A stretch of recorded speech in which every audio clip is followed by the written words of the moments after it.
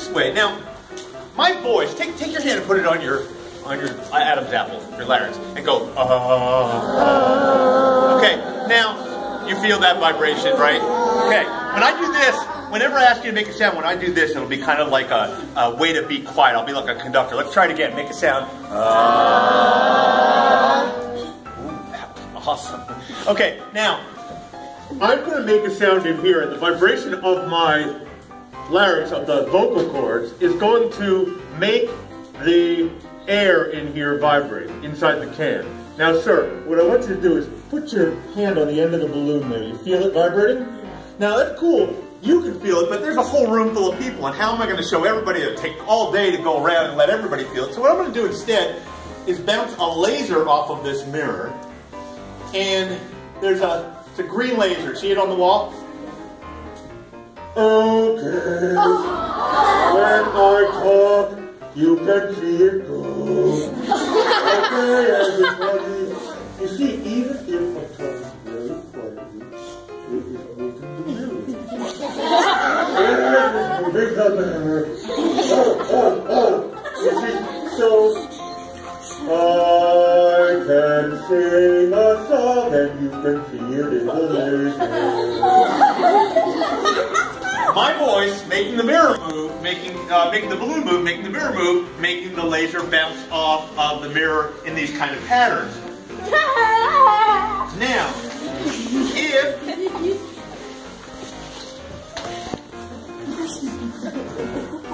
if you want to make sound, you have to make vibration. Vibration is a movement back and forth. So if you want to make sound, you got to make a vibration. There are many things that make vibrations. This makes a vibration.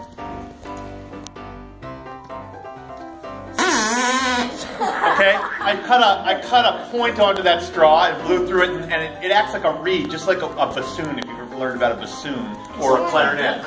Okay, now I can make a vibration here, blowing over these bottles. What's interesting about the bottles, though, is that if I add some water to one of them,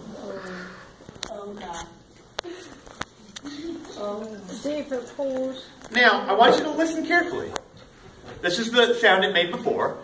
How do you think it's going to be different now? Lower. What do you think? Some higher. Higher? Some people are saying lower, some people are saying higher. I say higher. Huh, it's higher. Now, why would the sound be higher? Well, let's think about it for a second. A small dog. What does the sound of a small dog make? Big dog. Roar, roar, roar. A little kid. Oh, Mr. Johnson, can I come on your yard? No, you stay off of my yard. Big guy, right? So, big things tend to make deeper sounds than small things. Now, that's interesting because that suggests that I could change the pitch of this by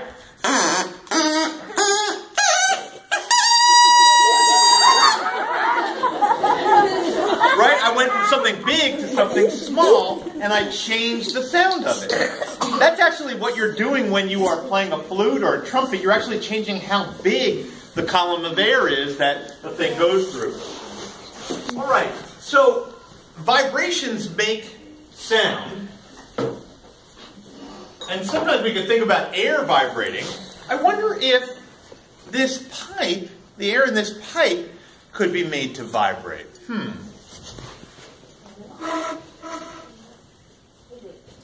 wonder, you know, it's a heavy pipe. It's got this screen in the bottom here. See that? I wonder what would happen if I were to keep that screen up. Now, let's try adding a little bit of energy to this. Okay. Oh crap, here we go. I'm going to heat it up. Oh man. It's going to turn red hot. No, it's not going to get up to where my hand is. It's just getting warm there. But the bottom is red hot in there.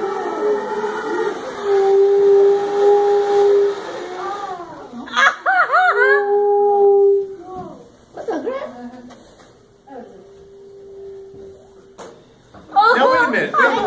Let's stop and think for a second. Why would this thing only make a sound when it is upright and not when it's sideways? Let's try it one more time. Okay. I heat up the screen. It gets red hot.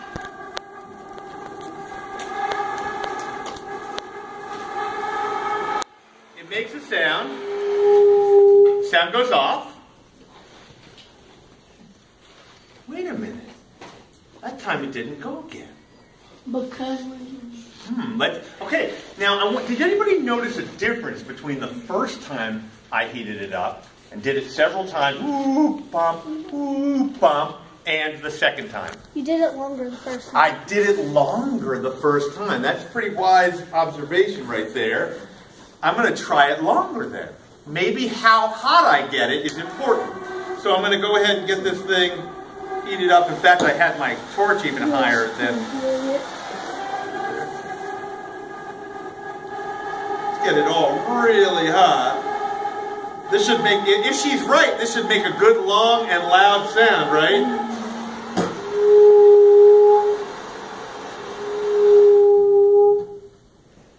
So why did it make the sound only when it was upright? Yes. I did add more energy the third time than the first time, so that's why it went longer. But why only when it was upright? Somebody knew. Somebody else. Why only when it was upright? Yeah.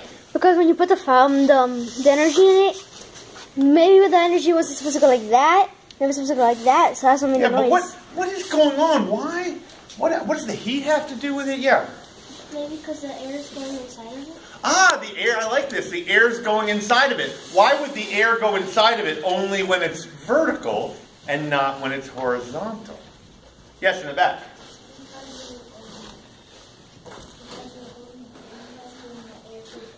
Ah, the air could flow straight through it. Excellent, excellent. Now, why would the air flow straight through it only when I heat it up, but not right now? Why isn't it doing it now?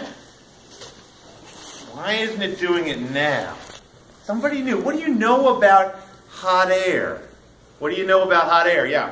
It makes a different sound. It does make a different sound. What do you know about hot air in terms of how it moves? It rises. Hot air rises. So as the hot air is moving up through this, it makes the sound. After a while, the screen cools down, and then it stops moving. How come it doesn't go when it's like this? Because just as she said in the back, very wisely, the air can't flow through it because it can't rise across like this. It has to be vertical for it to rise through. So you see what you all are doing is you're using your thinking to work out an idea. And this is what scientists do all the time. They work out things by just puzzling and observing and then making inferences and then trying things out. Inferences are like best guesses. I'm going to show you what I mean. I have these balls. I'm going to get one. Well, you can use these three. All right. What I want you to do is I want you to watch these balls as I juggle them. What the world? Okay, now, what do you notice? What do you observe? And observations are not just with your eyes, but also with your ears and if you were touching them, with your touch. What do you observe? And here, I'm going to point to somebody. So, yeah, were you raising your hand or just videotaping? Yes. What do you observe? That they're changing. They're changing colors. Okay? So, for example, if you keep your eye on one of these balls, say keep your eye on the blue or purple one. Sometimes it's purple, sometimes it's blue. That's an observation, right? The orange and green ones, sometimes they are orange and sometimes they are green. Now, that's a good observation, but that doesn't tell us what's going on. Like, why does it change color? What do you think? Why do you think it changes color? It's opening up and then closing. Ah, and you're hearing that. You're observing with the sound in addition to seeing it open up. Now, you're right. It is opening up and closing. I'll just show you. This ball flips around like this, right? But here's the question. If I throw it up, can you predict what color it's going to be when it comes down? Yeah, green. You think it's going to come down green? Okay, you were right that time. Stayed green. It depends how long it's in the air. Oh, it depends how long it's in the air. So if I just throw it a little distance, you think it, wait a minute. Sometimes it changes, sometimes it doesn't. I'm not, here's the thing. I don't know exactly what makes this thing change sometimes and not others. It has probably something to do with whether it spins, how high it is, how the air catches it. I'm not sure. You all need to come to college here. Maybe we will have figured it out by the time you get here. But seriously, every time I throw this, I'm wondering, is it going to change or not? I've tried so many times in my office. I keep trying. And I never get it so I can make it change every time. I want to be able to do it. You come help me figure this out in 7 years and we'll go on the road together. And then when I juggle it, I'll be sure that they're changing colors every time. Science is all about trying to find out things that you don't know. And there are things around you all the time. You might say, oh, well, you have to be a scientist to do scientific experiments. That's not true. Every time you cook a meal. I was cooking an egg the other day. I'm cooking an egg, and I'm like, whoa, check it out. It's kind of getting brown on this one side, but this other side isn't. It's kind of liquidy. I wonder what's different about these two sides. I'm doing science in my kitchen, in my bathrobe, right? That's what happens once you start thinking that way. Now, we're going to do a little bit of science together right now and work out something that is quite mysterious. I need 2 volunteers, okay? And let's see. Yes, ma'am, in the back. You helped me before. Yep, you had such a good answer. And yes, ma'am, you come on up. Yep, in the black. Come on up.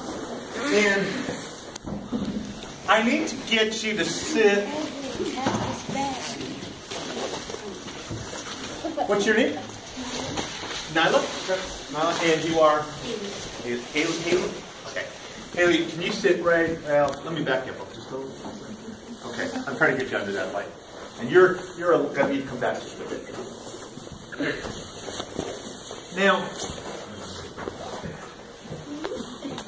I know this looks weird. So, Nyla, you are going to hold on to this hairdryer, and you're going to point it right up at that light. Okay, let me. Okay. And okay, you're going to point that right up at that light, just the end of it like that. Okay, and I'm going to get this. Let me get charged up a little bit. All right. I want you to look here for a second. That's soy sauce? It's soy sauce and mustard. Okay? It's not ew. It's like those packets you get at a Chinese restaurant. Okay?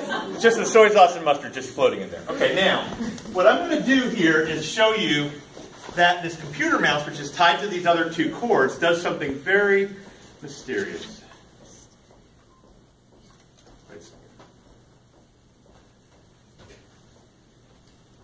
Okay, that should work. Oh, there we go. Look at that. Oh, why isn't it moving the mustard? Ah, that's a really good question. Okay, that's a really good question. Why is it not moving the mustard? So let's try a couple things to figure some stuff out. First of all, will you take Nyla, will you take your left hand and cover the end of the other end, the top end, yeah. Okay. Now uncover it. Oh, That is so cool. That's interesting. Go ahead and cover it again. Okay. Uncover it. Okay. Now, will you go ahead and turn that switch? Keep pointing there. Turn the switch to the other setting. Now set it back the other way. Oh, that's pretty interesting, right? Okay, now, what might be going on here?